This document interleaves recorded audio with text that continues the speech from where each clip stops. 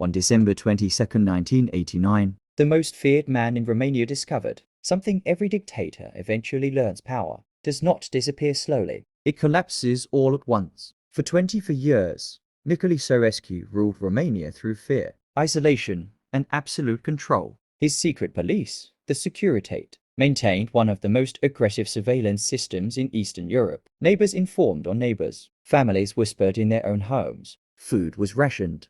Electricity was cut nightly. And while ordinary Romanians queued for bread, Ceausescu built grand palaces to glorify himself and his wife, Elena. By December 1989, Romania was suffocating. The spark came from the western city of Timișoara, where protests erupted after authorities attempted to remove a dissident pastor. What began as a local demonstration turned deadly when security forces opened fire on civilians instead of silencing dissent. The bloodshed ignited something far more dangerous: collective courage. Within days, the unrest reached Bucharest. On the morning of December 21st, Ceausescu attempted to reassert control. Standing on the balcony of the Central Committee building, he addressed a crowd that state television had carefully assembled. But something unprecedented happened. The cheers stopped. Boos echoed through the square. Cries of Timișoara rang out. For the first time in his rule, Ceausescu froze live on television, unable to comprehend that fear had broken. By the next day, December 22nd,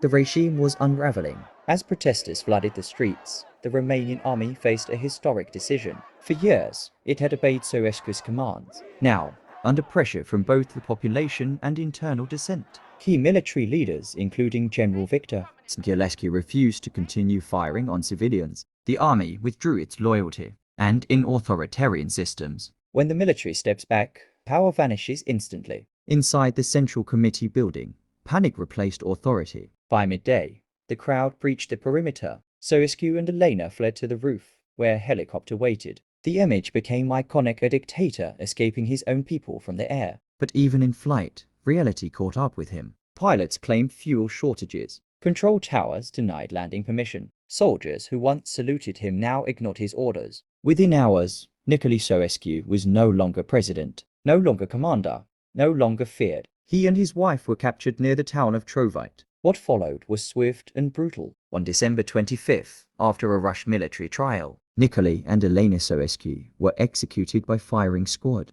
The regime ended not with negotiation, but with gunfire, making Romania the bloodiest of all the Eastern European revolutions of 1989.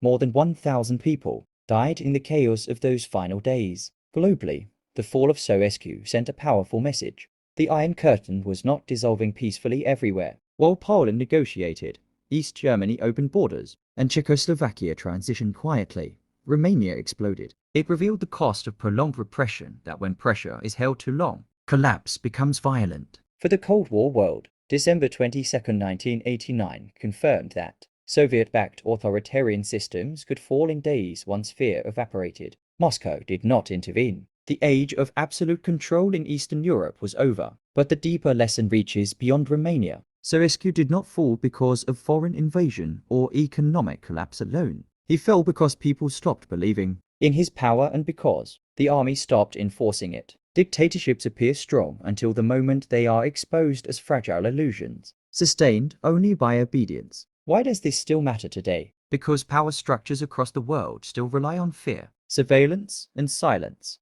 And history reminds us that no system built on intimidation lasts forever. Collapse often arrives suddenly, without warning, when ordinary people decide they are no longer afraid. December 22, 1989 was the day Romania reclaimed itself, and it stands as a reminder that history is not old. History is living inside us. One day, one event, one lesson. Mr. Fidi,